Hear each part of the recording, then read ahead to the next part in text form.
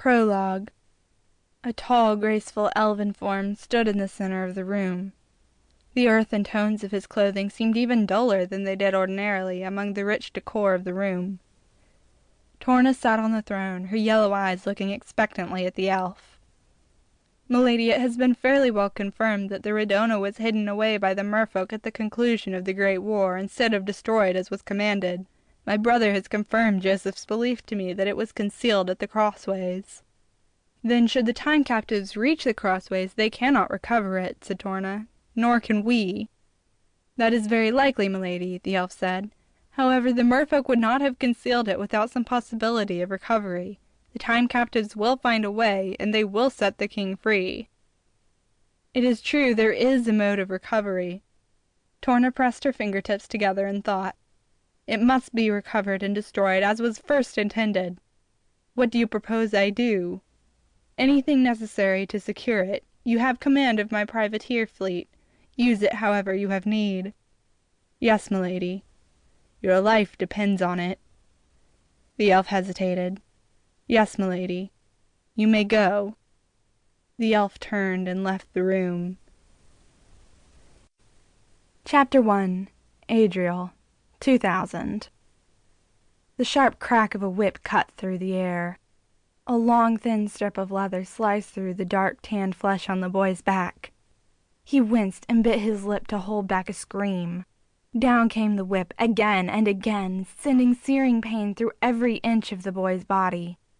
He strained at the ropes that bound his wrist to the whipping post. The knots held firm, he knew they would, and he also knew that to break free would result only in more severe punishment. As the lashes continued to fall, a scream threatened to break forth. He clenched his teeth together, determined to neither scream nor beg for mercy. He caught sight of his sister's face in the crowd of slaves that were forced to watch the beating.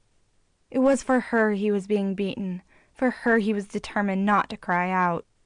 Tears streamed down her face, creating streaks through the dirt. Just when he thought he could hold in his cries no longer, the blows ceased. "Back to work!" the man with the whip bellowed at the slaves. The slaves turned and hurried away, having no wish to subject themselves to the punishment the boy had just received. But the boy's sister lingered near. The man with the whip untied the boy's hands and left him lying crumpled on the ground. The little girl hurried to her brother. "Oh, Adriel," she cried, "why must you always do it? I can't bear to see you hurt." Adriel forced a smile. "What kind of a brother would I be if I didn't?" The little girl sighed. "Let me see." She grimaced as she looked at Adriel's bloody back. "You look awful."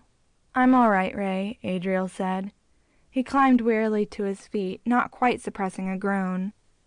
Lucky he was young enough they didn't whip him into a pulp, though that likely wouldn't last long at this rate. Ray took his hand. "I love you, Adriel," Ray said. "I love you too, Ray," Adriel replied.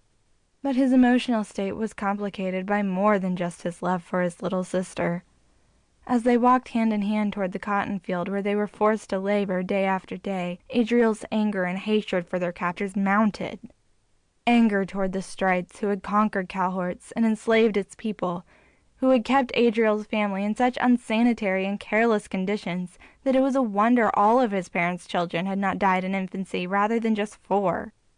Slave owners who had sold 4 of Adriel's siblings and his mother away. Overseers who had forced his father to work in the hot sun when he was ill and not even given him a proper burial when he succumbed to the conditions.